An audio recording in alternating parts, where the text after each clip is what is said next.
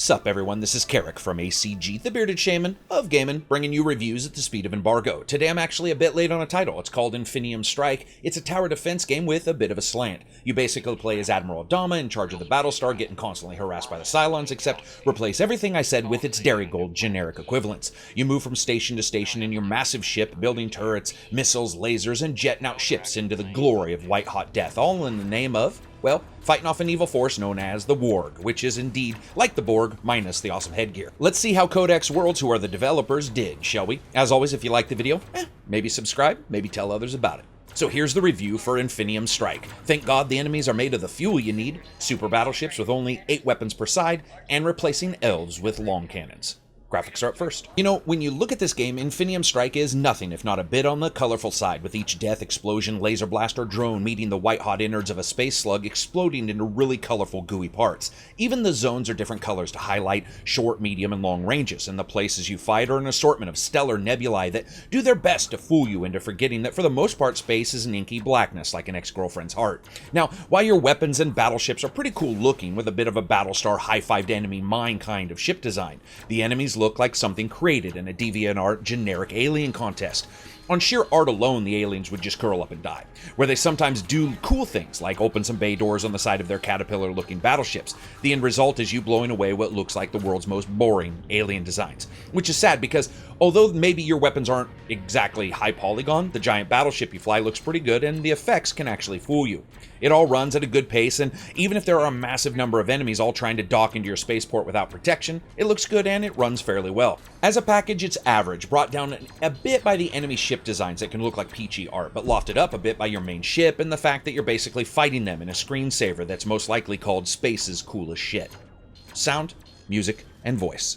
Infinium needed.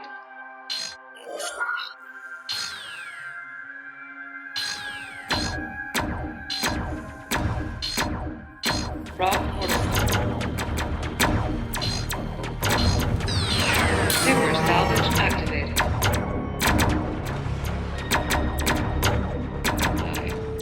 Modern-day Predator drones.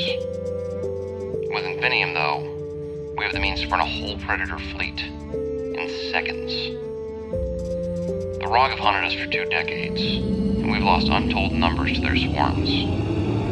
I think it's time we make them the prey. And a person along. Of course, sound is up first, and damn, you know what? It's nice to be surprised a bit. This is not bad sound. Each enemy, vessel, gun, missile, drone, and alert all have their own sounds and do their best not to step on one another. Good sound work on a title like this is actually very important, as moving between the 4 stations is required, and sometimes it's done via listening to the massive explosions happening in other areas that do so well to alert you. It's not perfect, and some of the lasers sound a bit on the generic side or have less trail-off sounds than I would have liked, but overall I'd have to say, not bad at all. Explosions carry a little bit of brunt, but they could be actually a little lower end.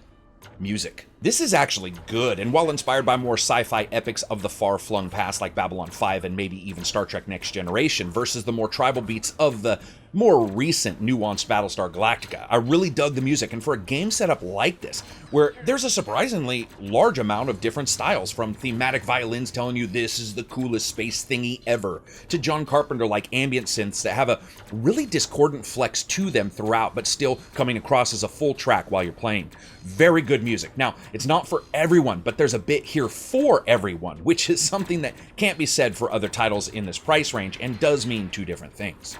Voice. Yeah, so barely any. First, the commander who does a passable job for the budget line of the title. The game's like $12, so I'd assume the first 2 sales go to him. $24 Captain, that's what we're gonna call him. He discusses the situation in personal logs that moves you from mission to mission in the story mode.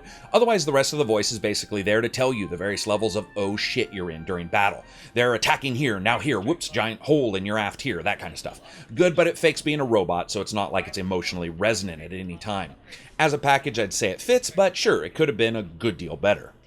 Gameplay. Okay, it is a tower defense game. We should all remember that right from the start. The tower is the spaceship, known as the Freedom Strike, and it's made out of the Avatar-inspired metal known as Infinium. It's better than unobtainium, but a bit worse than make crap upium. Now, luckily, when you kill enemies, they are made of the stuff. You get the metal, which allows you to build the drones, weapons, and special items you need throughout the game. The game has a couple modes. Now, story takes you through the Rogue battle history and mankind's attempt to take it back to them, moving from mission to mission, while there's also an endless battle mode where you play for spots on the game's leaderboards against others. There is no real multiplayer here. Now, once you jump in, there are 4 lanes of attack, 1, 2, 3, and 4, not front of the ship, back of the ship, left, aft, port, anything like that. They are on the lower left. They tell you where the enemy is coming from, and depending on their color, what they may have up their alien pockets in store for you when they arrive. Before they arrive and during battle, you can build lasers for short range, medium range lasers, and missiles, for which they are basically good for shooting down some projectiles, long range stuff like super cannons that take out the bigger ships, and of course stuff that's too cowardly and won't get in close. In between all that, you can level up the turrets, buy other weapons that fit within the same range areas but do different things, and also spit out drones. Now, each drone does different things, like shoots enemies' warships, their projectiles, or takes out smaller enemies up close. Then you have super tech. These are skills like sucking up more of the fuel the enemies release when dying or reinforcing your armor, and they're all on a timer here. I think it's 90 seconds. Basically, you hit go and the game starts, and that's pretty much it. Now, tower defense games really need a couple things to keep you going. Moments of crackerjack timing interspersed with respite to focus on the past successes and failures and to learn from them, as well as a fairly deep tech tree, I think we'd all agree. Now, while Infinium Strike doesn't hit on all cylinders in the upgrade paths, it does hit elsewhere, and though laser level 7 looks like laser level 1 and thus removes a good deal of the personality, the multiple 3D alleys of attack the enemies have, and the unique fiction in which it presents itself, and the way in which it presents itself as a spaceship is actually really sort of worth some of that trade-off. Now, there are a couple issues here. For example, sometimes there's a timer in a mission objective, and you have to win before it's over. Now, you would think that would stop you from getting a bonus or something, but apparently your starship is just made out of hot suicide, because randomly, if you don't beat the time, you just up and fucking explode, like the entire ship said, fuck it, I had a meeting, you made me late, so we're all paying. It doesn't make sense in the fiction nor in the gameplay, and it could have been easily written into either in some way. Additionally, though you wouldn't spend hours gearing up your lasers so they all look different, like some kind of customization options, and in the end it can get a bit samey in the design elements on your side.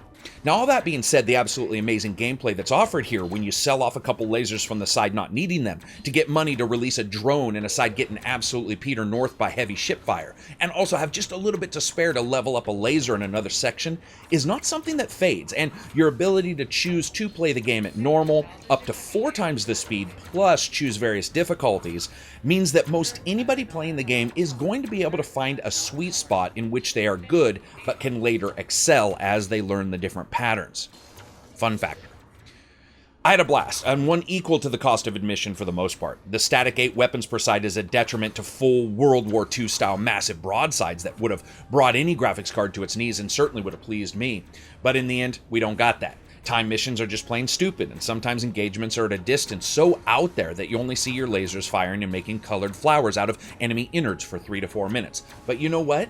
Take that as it is, which is success that you set up the game right on that side of the ship. If you like tower defense games, there's a couple unique elements. If you don't like being a pretend Admiral Adama, it won't magically change your mind. So I rate games on a buy, wait for sale, rent, or never touch it again rating scale. This is a buy for its cost. I mean, it's like $12 or $12 or $13. There's an endless mode, and yes, it's another tower defense game, but it's a bit interesting with a lot of flexibility for player skill, which I found awesome. Additionally, I like the fiction, sci-fi versus fantasy. It was nice to see something different.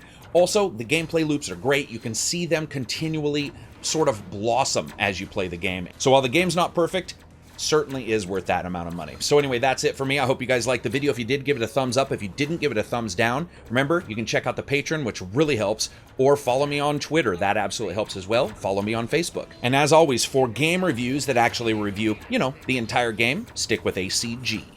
Peace out.